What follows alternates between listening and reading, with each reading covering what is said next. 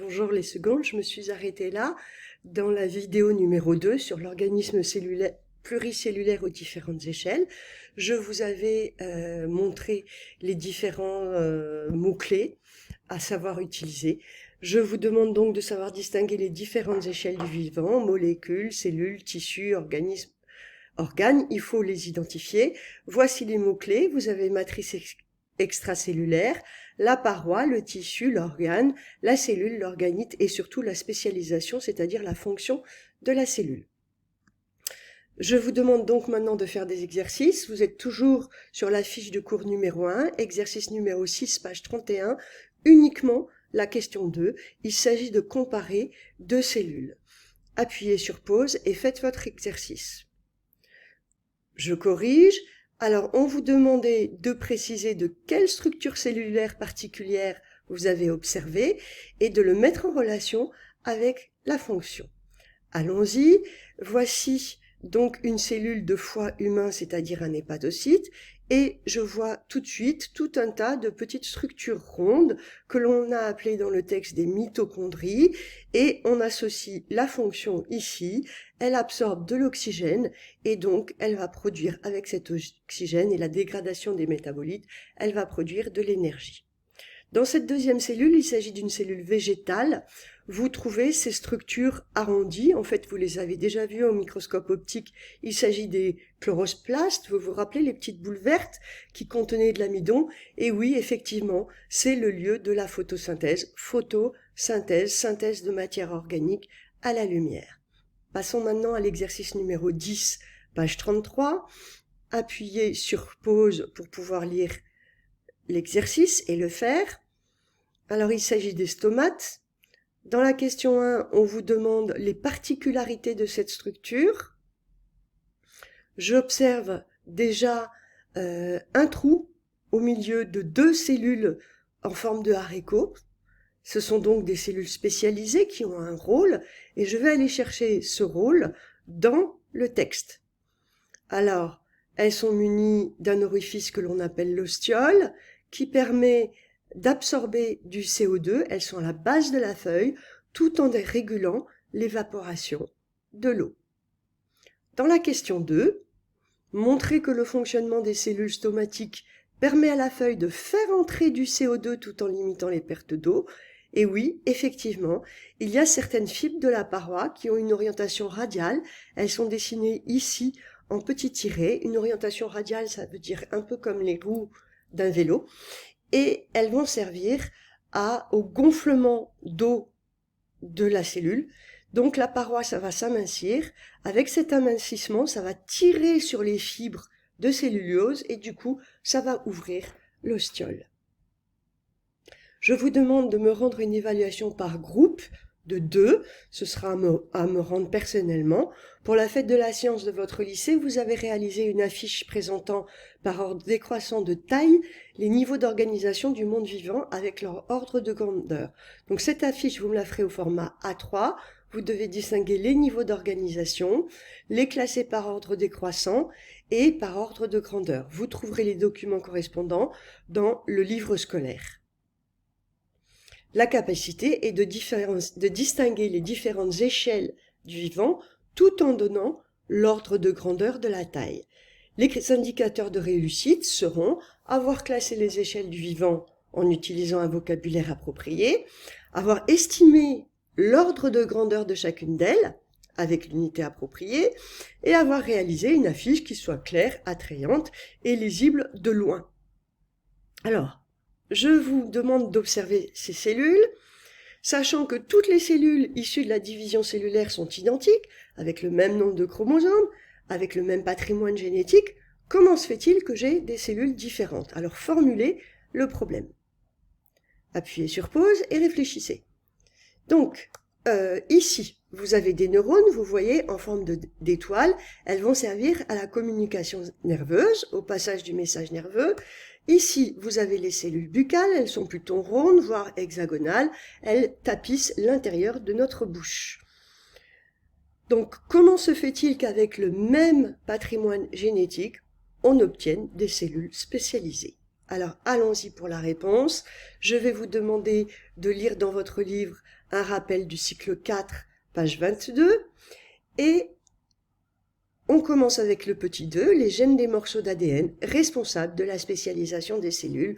Donc la réponse, elle est déjà dans le titre, à nous de la prouver. Vous avez fait seul à la maison le TP numéro 2, comment s'organise l'information génétique sur la molécule d'ADN. La capacité était d'utiliser un logiciel pour découvrir comment s'organise un gène. Allons-y pour le corriger du TP2, qui commençait par une activité 1, l'expression de l'ADN dans les cellules. Proposer une explication à la formation des organes et de cellules. Donc un organe, ici, c'était le foie.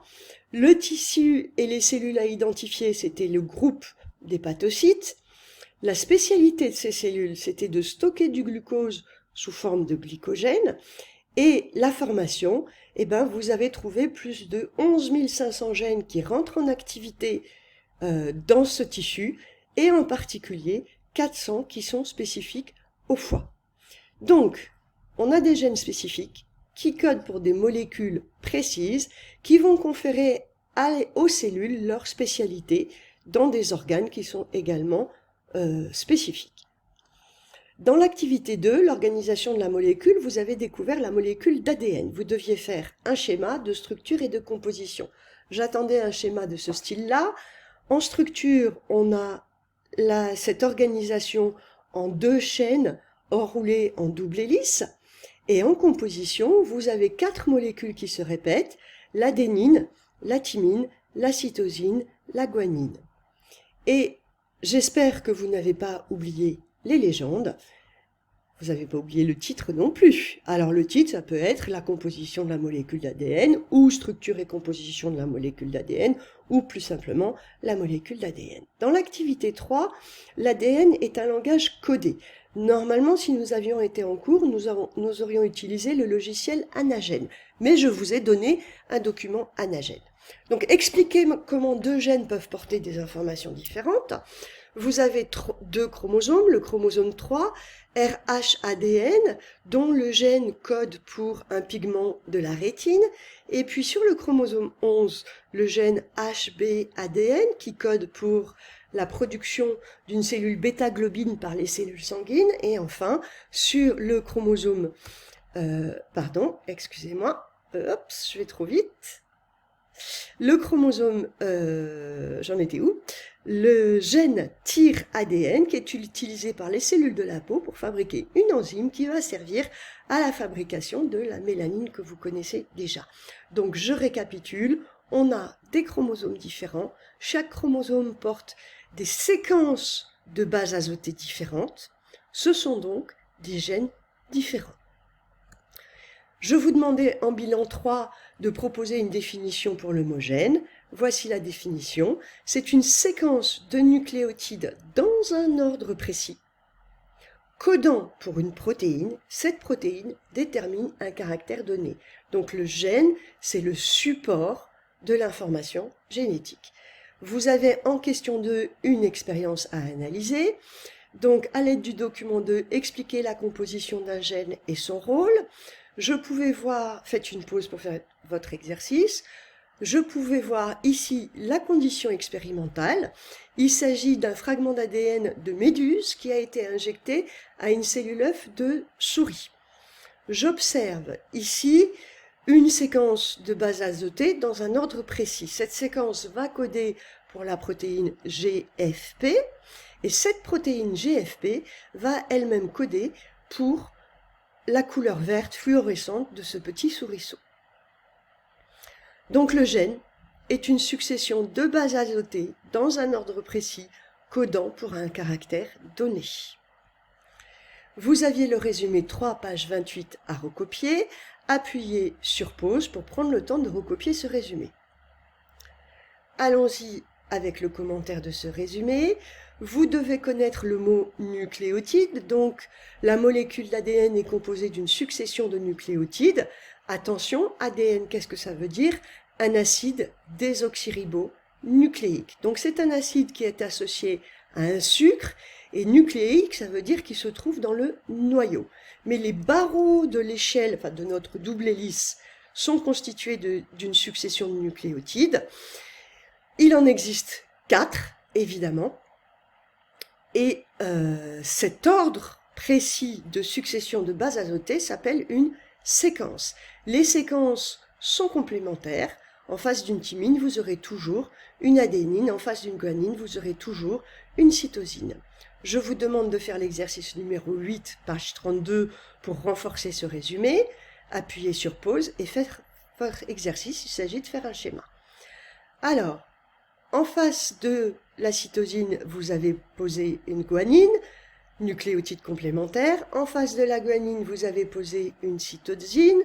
En face de l'adénine, vous avez posé une thymine. Et en face de cette adénine, vous avez posé une thymine. Vous avez compris, ce sont donc des nucléotides. En fait, le nucléotide fait toute cette phase. Il y a à l'intérieur également un acide phosphorique et également un désoxyribose. Mais pour vous, un nucléotide, ce sera uniquement composé de la base AGT. Maintenant, cette succession, c'est-à-dire un morceau d'ADN que vous allez appeler un gène, va coder pour un caractère. Deuxième exercice, le numéro 7, sur les cellules sanguines. Appuyez sur pause pour pouvoir faire votre exercice. Je corrige le numéro 7 sur les cellules sanguines. On me dit que les cellules sanguines se distinguent par leur morphologie, les gènes qu'elles expriment et leurs fonctions. Alors, allons-y avec la question 1. On me demande les caractères visibles. Alors, sur le lymphocyte, je vois un gros noyau qui prend presque tout l'espace. Sur le granulocyte, je vois plusieurs noyaux. En fait, c'est un seul, mais ils sont rattachés par boules les uns aux autres. Mais la particularité surtout, c'est ces petits grains, donc cet aspect granuleux qui lui a donné le nom de granulocyte. Enfin, le troisième, le monocyte, lui, il a un noyau qui a une taille plus petite, c'est pour ça qu'on dit mono. Ensuite, dans la question 2, on vous demande l'expression des gènes qui permet de les différencier. Et dans la question 3, on vous demande des cellules sanguines qui sont spécialisées. Je vais corriger la 2 et la 3 en même temps. Donc j'observe dans le document 2 un gène CD3 qui ne s'exprime que dans les lymphocytes T4 et les lymphocytes T8. Le gène CD, il va servir à quoi? À la défense de l'organisme. Ce sont les cellules immunitaires. Le gène CD4, lui, va s'exprimer uniquement dans le lymphocyte T4. Il sert aussi à la défense de l'organisme. Alors que le gène de l'hémoglobine ne s'exprime que dans les globules rouges et ils vont servir au transport de l'oxygène. Donc on a des gènes qui sont précis, ils vont servir à des caractères différents dans des cellules distinctes qui ont des fonctions spécifiques. Je vous remercie donc pour cette attention et nous passerons au travail suivant pour la séance d'après.